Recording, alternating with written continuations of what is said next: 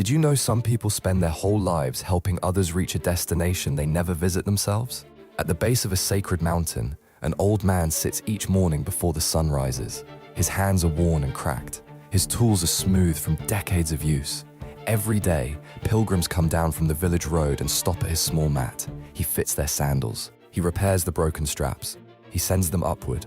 Thousands of journeys, all of them someone else's. He told himself it was devotion, that his place was here, not there. That service was its own kind of climbing. But in his final years, a quiet question found him and would not leave.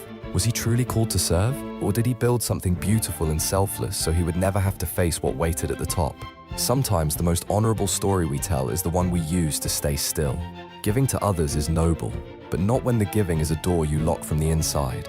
Follow Silent Resolve for more anime life lessons.